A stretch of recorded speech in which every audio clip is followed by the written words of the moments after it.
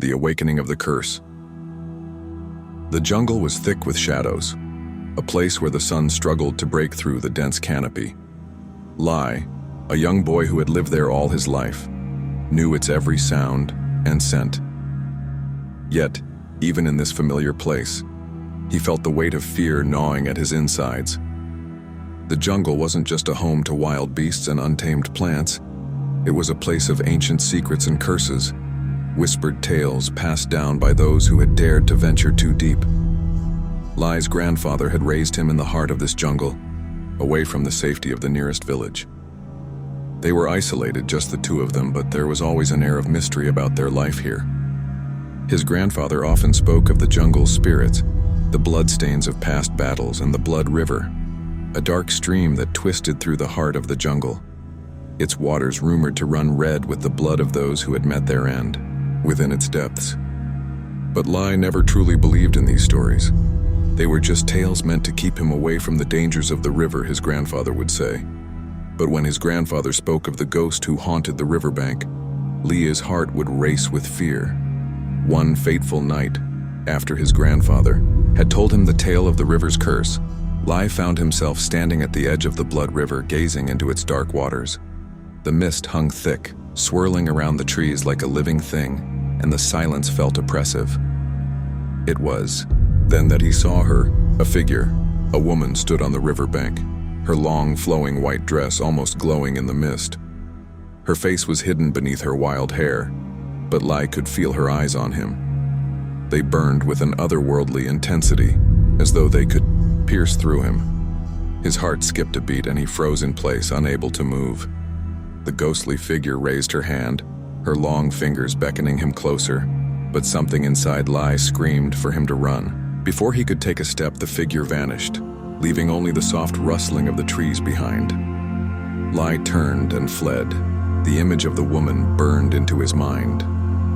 The jungle had always been a place of mystery, but now it felt alive, as though something was watching him. The next morning, Li woke to the distant sounds of the jungle birds calling, leaves rustling, and the occasional snap of a twig beneath an animal's weight. But today something felt different. His grandfather had gone silent, his usual stories of the jungle's history and dangers absent from their morning routine. Lai went outside to find his grandfather at the river's edge, staring into the mist that clung to the surface. "Grandfather?" he called, but the old man didn't respond. "We need to talk," his grandfather said after a long pause, his voice low and heavy with worry. "The jungle's, it's changing." Before Li could ask what he meant, a sound in the distance caught his attention, a shout, followed by the sound of crashing through the underbrush. The boy turned to his grandfather, who nodded grimly. The river was a place of death, and whatever was coming, it was not a good sign. Hours later, Lai would learn that a gang of smugglers had vanished without a trace. The authorities in the nearby village had searched, but the river offered no answers. The smugglers' boats were found floating downstream, empty, with no signs of struggle, no bodies. Just a faint trace of blood that had soaked into the riverbank. Lai's grandfather explained the situation quietly. "This is the curse of the Blood River," he murmured. "The ghost claims her sacrifices, and those who venture too deep never return. The smugglers were fools to think they could escape the river's wrath." The days passed and the jungle grew more oppressive. The air was thick with the scent of damp earth and decay, and the whispers of the forest seemed louder than ever. Lai's dreams were filled with the ghostly woman, her hollow eyes following him through the darkness, and the river always flowing, always waiting. One day, while out gathering wood near the river, Lai encountered the smuggler's tiger, a beast unlike anything he had seen before. Its massive form moved silently through the jungle, its eyes gleaming with hunger. Lai froze as the tiger's gaze met his, and for a moment, time seemed to slow. The beast stalked closer, its claws scraping the ground, ready to strike. But then, something changed. Lai felt a strange power surge within him, a force he had never known. Without thinking, he raised his hand, and suddenly the air around him seemed to crackle. A blast of energy shot from his palm, slamming into the tiger with incredible force. The beast was thrown back, crashing into the trees. It growled in fury, but it retreated, vanishing into the shadows of the jungle. Lai stood there, breathless and confused. What had just happened? He had no idea. The jungle was full of mysteries, but this was something else entirely. His grandfather had told him that the jungle had a way of choosing its protectors, but Li had never believed in such things. Now, though, he wasn't so sure. Lai's newfound power was both a gift and a curse. Though he could feel the surge of energy within him, he could not fully control it. His mind raced with confusion, and fear clung to him. What had he done to the tiger? Why had he never known that such power existed inside him? As the days passed, his confusion grew. The jungle seemed to hold its breath, watching him. His dreams were filled with strange visions. The river, the ghostly woman, and the jungle itself, all swirling together in a dark, unrelenting storm. His grandfather, sensing the boy's turmoil, took him aside one evening by the fire. "You have awakened the ancient power of the jungle, Lai," his grandfather said, his voice heavy with solemnity. "This power is both a blessing and a burden. You are the protector now. The jungle has chosen you." Lai's eyes widened in disbelief. "Protector? I don't even know what this power is, or how to use it." "You will learn," his grandfather said. But there is no time for hesitation. The army is moving into the jungle. They are not here to help, they are here for the jungle's secrets. You must stop them before they awaken something far worse than the curse of the Blood River.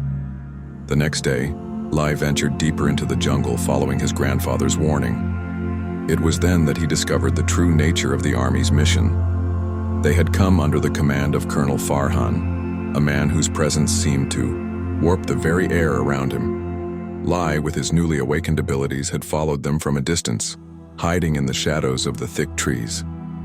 Through the brush, he overheard conversations between the soldiers.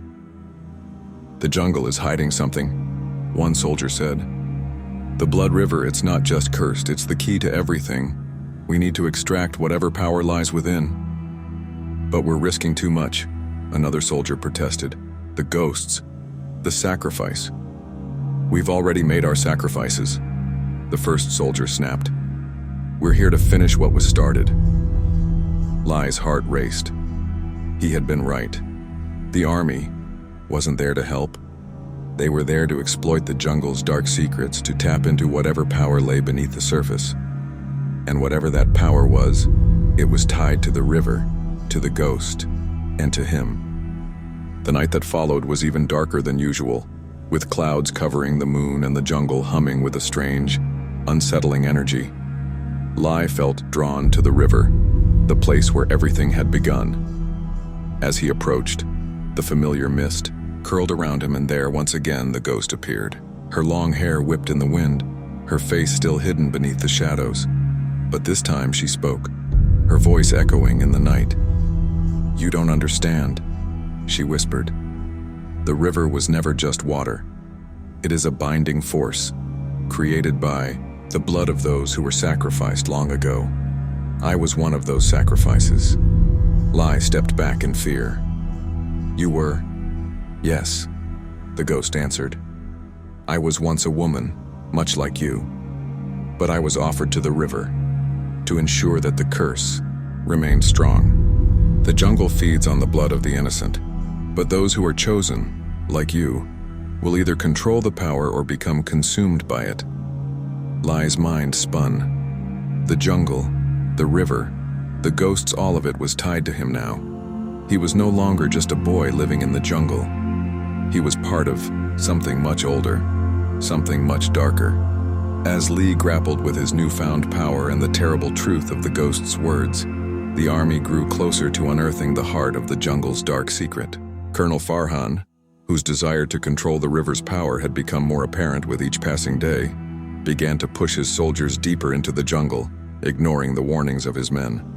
It was during one of these expeditions that the army made their fatal mistake. They reached the Blood River, and it was there that the jungle itself seemed to awaken. Trees shifted, the ground trembled, and the river surged violently, As though reacting to, in the dead of night, the soldiers tried to cross the river using a makeshift raft. But as they approached the center, something terrible happened. The water around them began to boil, and from the depths of the river rose a massive creature, a serpent, its eyes glowing with a dark, unnatural light. The soldiers screamed, but it was too late. One by one, they were dragged beneath the water, vanishing into the depths, their cries echoing through the jungle. Colonel Farhan, standing at the edge of the river, watched in horror as his men were consumed. His eyes narrowed, and for the first time, Lee saw the true nature of the army commander he had come for, more than just the river's power. He had come for vengeance. Lee stood at the edge of the river, watching the army's destruction unfold, his hands clenched at his sides, his body trembling with the weight of everything he had learned. The jungle had been calling him, pulling him into its depths, and now he understood why. He was not just a protector. He was a part of the jungle's dark heart, its spirit. And with that power, he had the ability to stop the army and end the curse once and for all. The ghost's voice echoed in his mind. You must choose, Lie. You can either protect the jungle, or you can let it consume you. But remember, the jungle is always watching, and it will never let you go. Lie closed his eyes, feeling the power within him grow stronger. The jungle was his home, his destiny, and he would fight to protect it. The fear he had once felt, the terror of the unknown, was gone. In its place was a new strength, a strength born of the jungle, of the curse, of the power that flowed through his veins. He turned to face the army, now retreating in terror. Colonel Farhan's face twisted in rage as he saw Lee standing at the riverbank, his eyes glowing with a newfound intensity. You, the colonel growled. You are a fool if you think you can stop me. Lie raised his hand, and the jungle responded. Vines erupted from the ground, wrapping around the colonel's legs, pulling him toward the river. It's over, Lee said, his voice cold and unwavering. You will never control the jungle. With one final surge of power, the jungle swallowed the army's remnants, and Lie stood alone, the jungle's protector, ready to face whatever came next.